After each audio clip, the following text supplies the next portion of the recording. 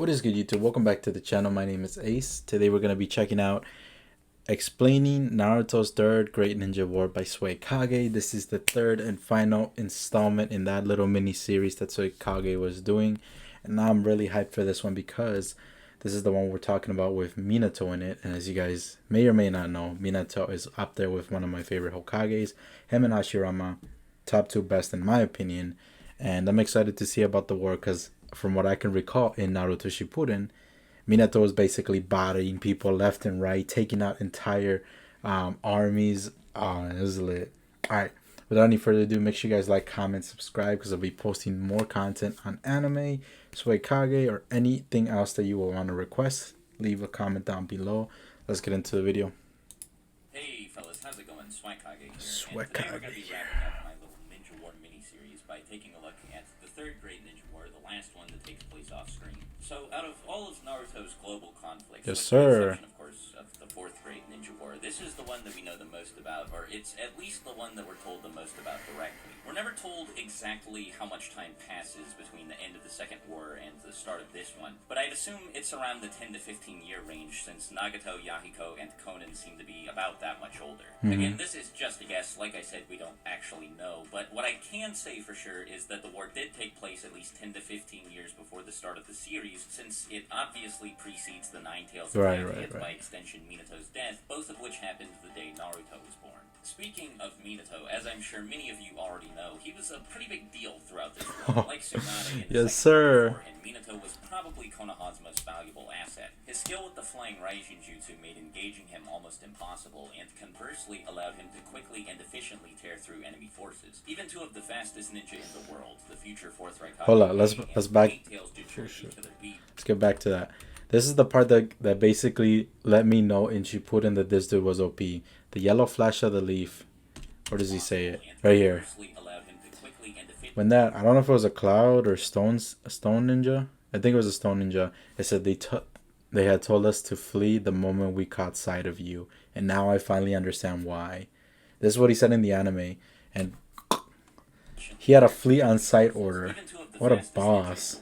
The future fourth Raikage A and the eight-tails Jinchuriki Killer B struggled to keep up with him. As a matter of fact, I think it'd be more accurate to say that he easily outpaced both of them at the same time. On God, the bro. average ninja, which made up the overwhelming majority of the military forces participating in this war, Minato was probably pretty scary. He was given the nickname the Yellow Flash, and at some point the Stone Village even ordered all of its troops to flee on sight if they were ever unlucky enough to run into him. One of his most notable accomplishments came during the mission to destroy Kanabi Bridge, which at the time was an extremely important bridge used by the Stone Village to transfer supplies to its troops stationed in the Grass Village. At some point during the mission, a group of Leaf Ninja made contact with a group of enemy Stone Ninja, and the resulting battle left them in a pretty undesirable position. By the time Minato showed up, the Leaf's forces had been reduced to a measly 4 people who were being down by at least 50 Stone Ninja. Now, we're never actually shown this, but it's heavily implied that Minato took out all 50 of these guys by himself, and it's due in large part to this victory that Konoha was able to successfully carry out the mission to destroy Kanabi Bridge. Yes, now, sir. This mission's success was actually a pretty big deal, and is often cited as one of the main reasons the Leaf was able to turn its losing position into a winning one. But in order to explain why, let me take a step back and give everyone some context. So, as usual, we're kept in the dark about a lot of the war's finer details, but in Chapter 239, we do learn quite a bit about what was going on between the Leaf and the Stone specifically. This doesn't seem to be what initiated the war, since the Minato flee on sight order had already been issued, but at some point the Stone Village invaded the Hidden Grass Village, and the Leaf caught wind of this. Now, this was a problem because the Hidden Grass rests right on the border of the Land of Fire, and at least according to Minato's intel, the Hidden Stone had already sent at least 1,000 shinobi to invade it. So this was obviously a pretty aggressive attempt on behalf of the Hidden Stone to capture the Hidden Grass Village and use it to make launching a full-scale invasion on the Land of Fire easier. According to an exposition blurb at the beginning of the chapter, this sort of thing was fairly common, or it was at least fairly common for fighting to take place in small villages located between the 5 great nations, just like Nagato said to Naruto. Now, the cause for the war is fairly vague. All we really know is... Dang, that's the thing, man. This is why I keep saying in all my previous videos about these wars, we need a more... Instead of Boruto, we need a better series. From what I've heard, it isn't that good. We need more backstory on how all these wars started. We know things that happened in the war, but we need to know how they started, who started what happened, what caused this. It's really interesting, and I want to know like Naruto needs to bring some information out about this.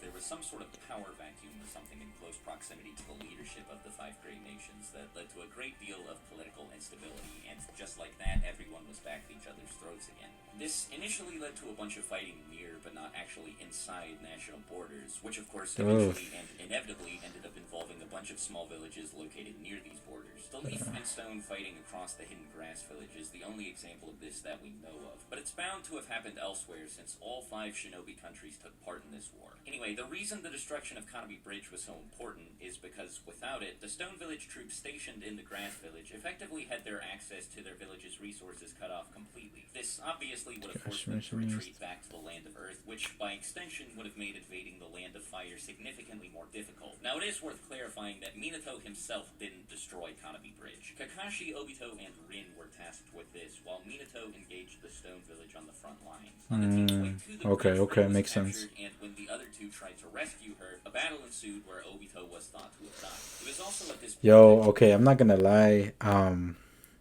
Yeah, I think I saw a meme somewhere on Instagram or on Facebook, some sort of Naruto page, where they basically are comparing Rin to Sakura because she's quote unquote useless. Because if you think about it back into Shippuden, Rin basically got captured every single time. I think it was like twice or three times. But oh my god, she basically was there just to get captured, and then she died. I thought it was funny, but Reen, bro. I don't know what they planned to do with her, but we didn't get to see anything of her. Like we didn't see her jutsu, her power, her clan. I just wish we got more information because she was just really there to get captured and then die.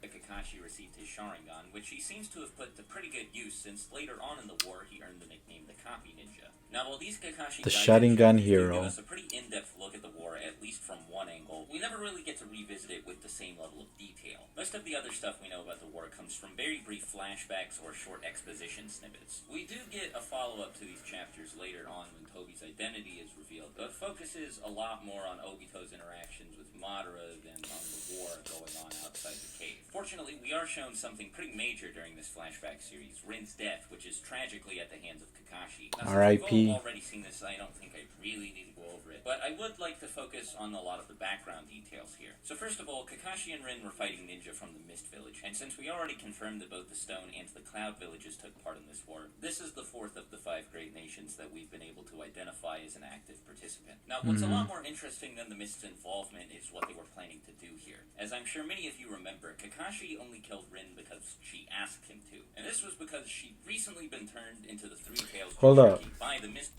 Didn't I don't think I remember it like that. This could be because he reads the manga and I watch the anime, so I don't know how accurate they are. But she did ask him to kill her because she didn't want to be used because she had the tail beast inside her. And Kakashi kept saying, no, no, I made a promise to Obito.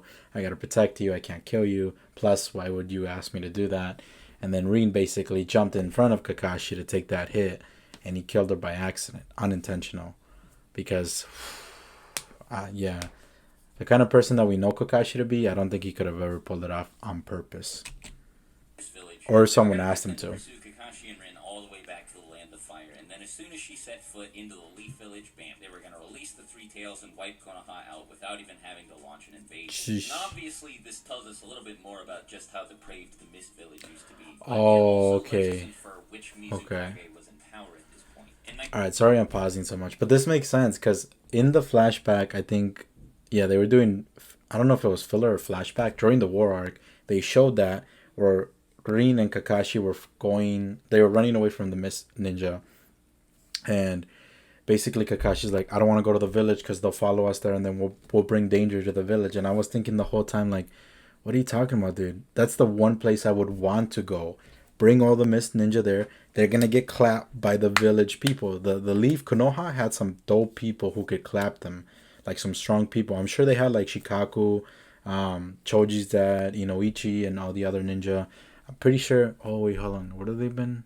Yeah, they're older than Kakashi. Yeah, so they would have clapped them.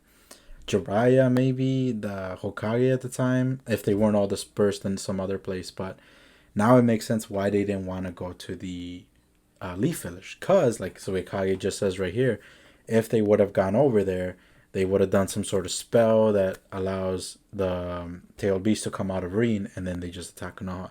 So makes sense. Makes sense. I was always wondering like why they didn't, why didn't they just go to the village where they could have had more backup and stuff.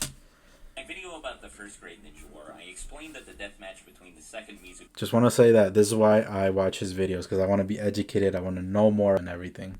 and the second Tsuchikage must have taken place during the First War, since the first person that Mu assumes revived him is Tobirama, who also died during the same war. We also know that the fourth Mizukage Yagura was the Jinchuriki of the Three Tails, and while we're never told exactly how long it takes Biju to reincarnate after they're killed, since the Raikage was willing to kill Naruto to put the fourth war on hold for a while, I imagine that it's at least a little while. Yagura was also pretty infamous for being a tyrant, but we later find out that this was only because he was being controlled by Obito. At this point, though, Obito had only just left the cave where Madara fixed him up, so I think it's pretty safe to say that Yagura didn't become Mizukage until much later. This should mean that the person in charge of the Mist Village throughout this war was the third Mizukage, but aside from his title, I can't really tell you anything about the guy. We don't... Backstory. Need a new series. A spin-off. Of every village should have been in power when this war started. We know pretty much beyond a shadow of a doubt that Hiruzen and Onoki led the Leaf and Stone villages at this point, respectively. Old heads, man. Grandpas. Died during this war as well. And since I just explained why the third Mizukage should have been in charge of the Mist, that just leaves the Sand Village. So we know that Sasori actually participated in the Third Great Ninja War, and that's where he got the title Sasori of the Red Sand. The story behind the nickname is actually pretty simple. It's not because of Sasori's red hair or because that's what I was thinking. Red Sand. He just killed a lot of people throughout this war, and their blood reds. Oh, okay. Anyway, at some point, this is why we watch the videos. I think it's also worth bodied him, bro. Out a very clear passage of time between when Sasori defected from the Sand Village and when the third Kazekage disappeared. So I'm pretty comfortable saying that this guy was running things while the Third War was going on. As for everything else that happened during this war, at least the stuff we know, it's either minor or only tangentially related to the war. We do know, according to one of the Itachi light novels, that a ceasefire agreement between the Leaf and Stone villages was enough to bring the war to an end. And we also know that since Hiruzen didn't seek reparations from any of the other participants after the war's conclusion, he ended up making a lot of residents of the Land of Fire really mad. And so in order to appease everybody, he stepped down as Hokage and gave... Bro, look at that face. Now, the act of making Minato Hokage caused a lot of internal village drama, specifically between the Uchiha clan and the village's administration, but I'll save that for another video sometime in the future. Okay, so that's the last thing that he said that I'm curious about, because I don't know why people would doubt Minato. Minato literally, like, the Third Great Ninja War should have been named Minato's War, because he was literally bodying everyone. He was the biggest asset to Konoha. And not to say that there weren't other people that were doing good, but Minato had a run on site order. What a flex, dude. Like, he basically single-handedly destroyed and beat the Stone Army and ninjas and basically anyone else. Like, he had the absolute right, and he was so young, so fast, so powerful. This is just my opinion, so if you disagree with me, put it down in the comments. We'll argue there. So basically, Minato crapped on the Stone Village and ended the war. I'm telling you, worthy how Minato ended the war. I will take part of this war, will serve my village in pride, and we will result in victory. Minato, hey, rip. Run on sight against a man who could practically teleport. That's what I'm talking about, bro. Run on sight. Where you gonna run, bro? You're done. Third Great Ninja War. Translation: failed rebellion against Minato. Man, the comments is what I live for. Minato's carrying the whole of Konoha on his shoulders. I know it's filler, but you should explain Crystal Style by Gurren. I don't know what that is. Flying Raji. Alright, that's it for the comments. But great video again by Swagkage. I love his videos. Make sure you guys go follow or go subscribe to him. Go like and check out his content if you haven't already. Make sure you check his stuff before you check out mine. But if you're enjoying my content, make sure you like, comment, subscribe, trigger those bells, and I'll see you guys in the next video. Peace.